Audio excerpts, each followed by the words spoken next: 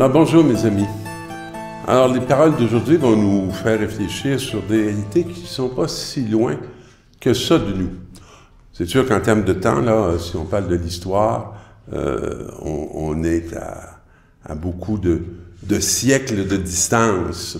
Mais si on parle du contexte de ces paroles, elles sont dans un contexte qui ressemble à des réalités qu'on traverse actuellement comme monde. Alors, le premier texte, c'est un texte d'Isaïe. « Partager ton pain avec celui qui a faim, recueillir chez toi le malheureux sans-abri, couvrir celui que tu verras sans vêtements, ne te dérobe pas à ton semblable. » Alors, on voit des problèmes sociaux dont on entend souvent parler à la télévision. Mais, en fait, ce qu'on pourrait dire, ce texte-là se situe dans le contexte d'un retour d'exil. Le peuple d'Israël avait adopté l'idolâtrie des païens et ils ont fini par perdre ce pays que Dieu leur avait donné. Puis ils se sont retrouvés pendant des décennies à l'extérieur, dans des conditions très défavorables, où ils avaient perdu leur terre, ils avaient perdu presque leur identité de peuple de Dieu. Et là, à un moment donné, un roi décide de les renvoyer bâtir le temple de Jérusalem, qui a été détruit. Et eux, ils reprennent la route avec beaucoup d'enthousiasme. Ils retournent chez eux, qu'ils avaient beaucoup idéalisé dans la distance, alors qu'ils l'avaient méprisé quand ils étaient là. Et ils arrivent justement dans Jérusalem, puis ils découvrent un temple détruit. Ils ont à racheter leurs maisons, l'endroit est déjà occupé. Et les chefs de la nation vont travailler fort, mais en s'appuyant beaucoup sur les pauvres. C'est les pauvres qui vont subir le marasme, je dirais, de cette déportation. Et c'est pour ça que dans cette parole, partage ton pain avec celui qui a faim. Il y a tout un appel à la justice et à ne pas s'ériger sur le dos des pauvres. Et si tu fais disparaître de ton pays le joug, le geste de menace, la parole malfaisante, vous savez, c'est pas une vision intellectuelle, c'est la réalité qui se passe sur le terrain. Si tu donnes de bon cœur à celui qui a faim, et si tu combles les désirs des malheureux, ta lumière se lèvera dans les ténèbres. Et on est un peuple qui espère beaucoup de lumière, parce qu'il y a beaucoup de ténèbres. Et on dit que les riches sont de plus en plus riches et de moins en moins nombreux, et que les pauvres sont de plus en plus pauvres et de plus en plus nombreux, et que la classe moyenne tend à disparaître. C'est que l'égoïsme naturel a fait que nous sommes fracturés, on est divisés. Et comment on va retrouver cette lumière? Si tu fais la justice, dans les ténèbres, et ton obscurité sera comme une lumière de midi. Elle va te convertir, elle va t'emmener à te changer, à transformer. Dans la deuxième lecture, dans le fond, c'est la foi chrétienne qui rencontre les ténèbres du monde. Frères, quand je suis venu chez vous, je ne suis pas venu vous annoncer le mystère de Dieu avec le prestige du langage humain ou de la sagesse. Il n'a pas fait ça comme un professeur d'université qui reçoit pour son don un salaire respectable. C'est pas de cette façon-là que Paul est venu. Et la sagesse qui est venue annoncer d'une folie, la sagesse de la croix. Alors c'est sûr que c'est un peu déroutant.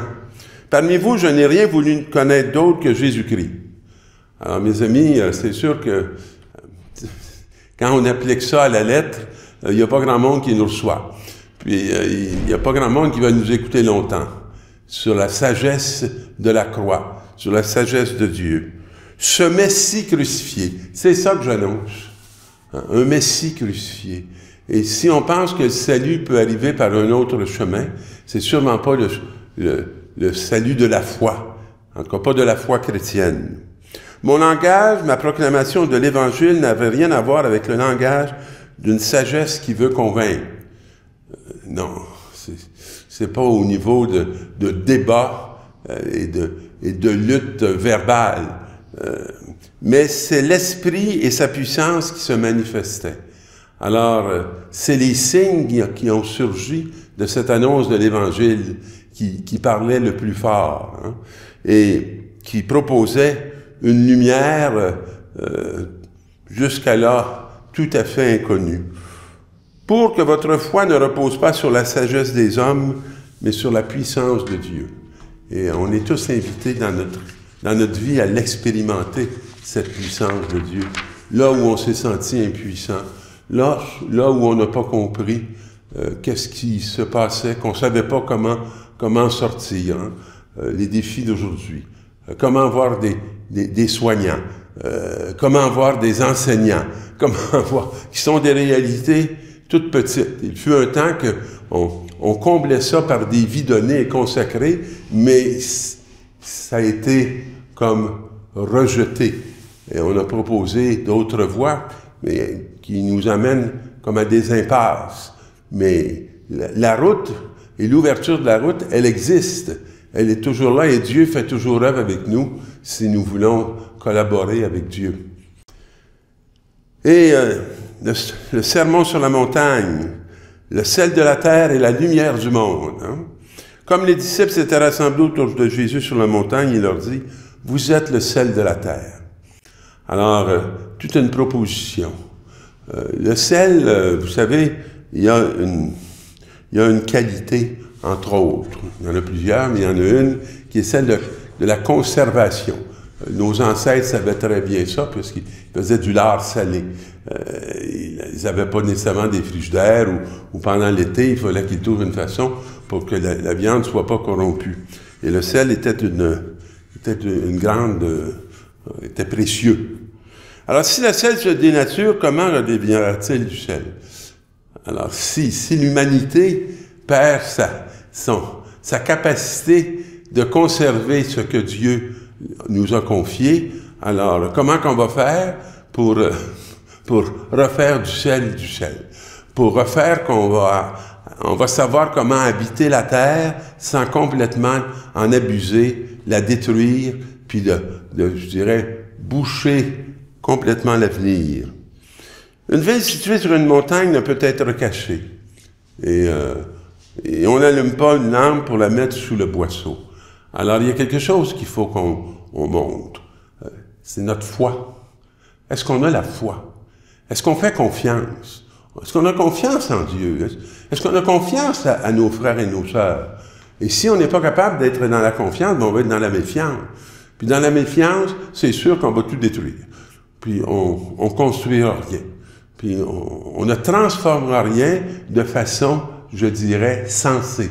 On va le faire de façon insensée. Et on va se retrouver dans le marasme, puis dans la folie.